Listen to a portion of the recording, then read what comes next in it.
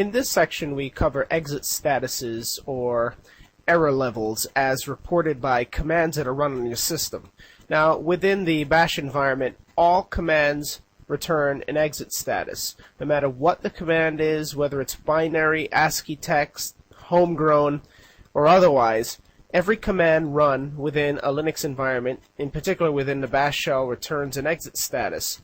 Now if you're unfamiliar with programming, exit statuses facilitate conditional programming. Without exit statuses, many of the decisions that are made by programs would be impossible.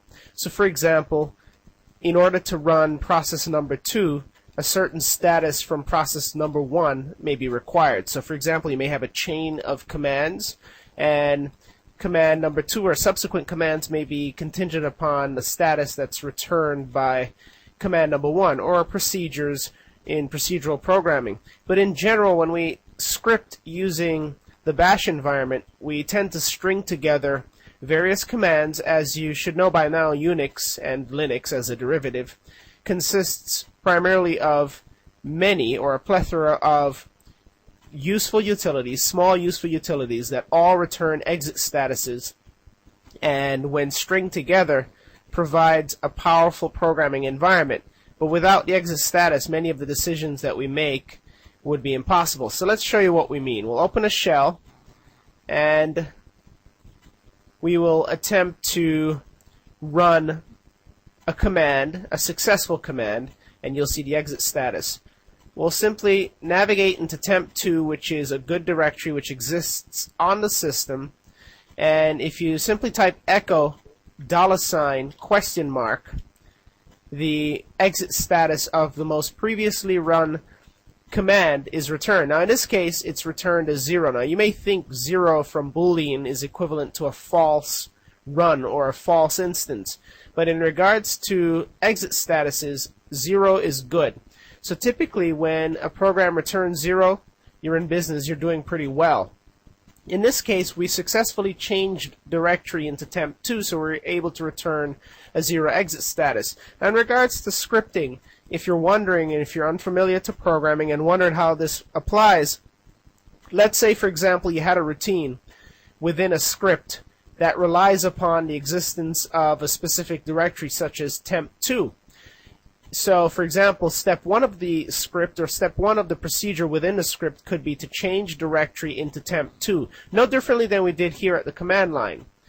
If temp2 for some reason, perhaps by the cause of someone else on the system, another administrator or user of a system, if temp2 is no longer existing or no longer in existence on the system, then an error level other than 0 would be returned, such as 1 or some other number.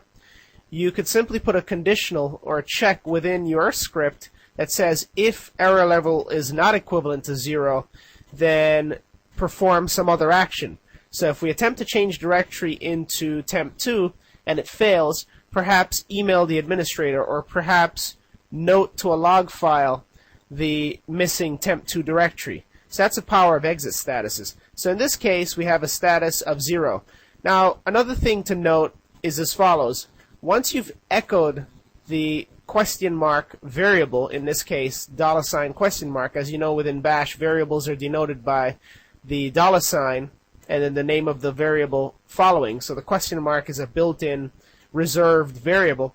Once you echo it, the status of the particular variable changes to the most recently run command. So the first command run in this series here was to cd, change directory into temp2, which was successful and returned 0. However, by virtue of echoing the variable, the question mark variable, which stores the return value or the exit status, that in itself overwrites the value of the variable question mark. So in other words, the question mark variable is always changing, so you want to get its contents immediately after execution of a step or of a script or of a particular binary. So as soon as something runs, if you need the error level, get it right then and there, because otherwise subsequent commands will overwrite the question mark variable.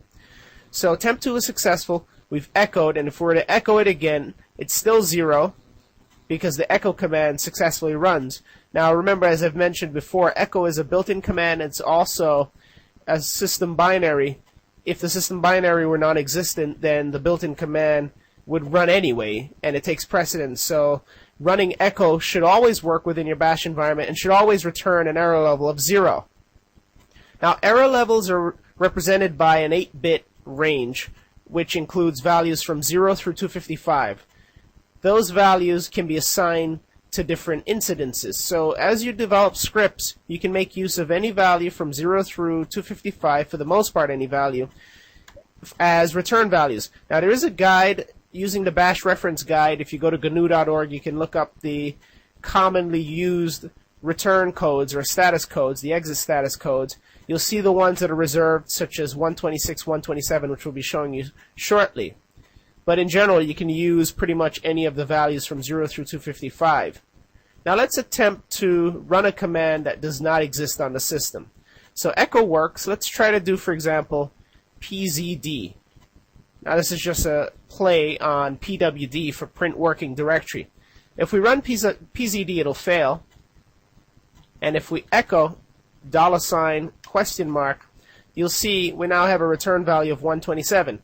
Anytime you attempt to run a command which is non-existent on the system, such as pzd, a 127 is returned. This is one of the reserved error statuses or exit status numbers that's used within the bash environment, regardless of platform or operating systems. If you're running bash on Sun, for example, and you issued a command which was non-existent on the system, a 127 would be returned. This is good to know because when you're programming your scripts, you can write little hooks which say as follows: if error level 127, or if exit status, or if question mark. You're essentially testing the question mark variable. If the question mark variable is equivalent to 127, perhaps echo to the user command not found, or log to a file, or perform some other function that indicates to the user of the script that the command is non-existent on the system. So 127 is reserved, and there are others. There's also 1, for example, if a command fails to run. So if a command fails to run, you'll end up with 1. Let's show you what we mean. The ls command certainly exists. If we run ls, it'll list the contents of the directory, and if we echo the question mark, it returns 0. However, let's pass a bad value into ls, such as z. The ls option does not have a z argument. If we run lsz and we echo the question mark, look at the difference in the output. It's now set to 1. So by virtue of running a valid command with a bad argument, it returns 1. In other words, it failed. So the ls command attempted to run, but z was an invalid argument, so 1 was returned. So this could be another thing that you test for. If error level 1 on a particular command, perhaps take the proper action. So the command exists, the argument's invalid, and 1 sometimes is returned by proprietary programs to meaning other things. And sometimes what you got to look for as a scripter, especially when you're joining multiple binaries, multiple executable binaries and scripts from disparate vendors, etc., you need to look for the exit statuses that are published by the vendor, or the error levels, or the error handlers, so that you get a sense for the values that are returned, and you know what to expect, so you can program to the values that are expected. Most well-designed programs will publish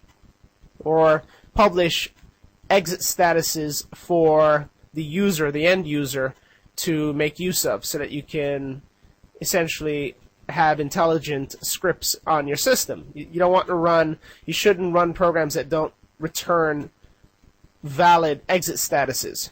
Excellent. So we have 0, 1, 127. There's another one, 126, which is special, which means you have permission problems. We'll show you how to create that sort of condition.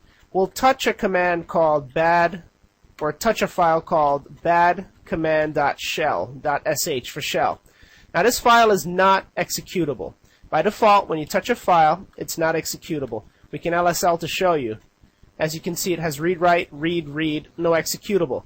Now let's attempt to run this particular command. We'll run badcommand.sh, and as you can see, it says permission denied, but the words permission denied doesn't mean as much as echoing the value of the question mark variable, which returns a 126, indicating that there were permission problems executing this particular command. Now we could flag badcommand.shell executable, and it would attempt to execute, although it contains nothing. But let's say, for example, another user on the system less than root, or a non-privileged user attempts to run a particular command somewhere on the system. A 126 could be something useful to parse for. Let's show you some other basic stuff. We can do an echo hello world.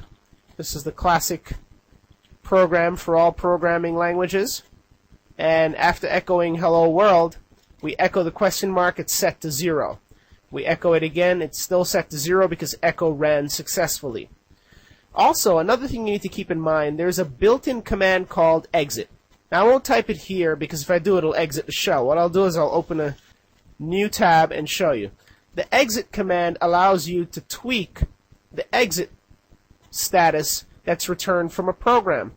So in a script, for example, you can say exit or specify exit with a particular number 0 through 255 for a specific condition, and you'll see in more complex programming situations where a certain area of your script may run and you may want to purposely return an exit value other than 0, 1, or something else. So for example, you may want to say exit somewhere in your script 150, and then 150 means something. So you can test for 150 or echo to the command or to the shell, to the interpreter, or write to a log file error level 150 so that when someone interprets the file they understand that a 150 equates to some other condition.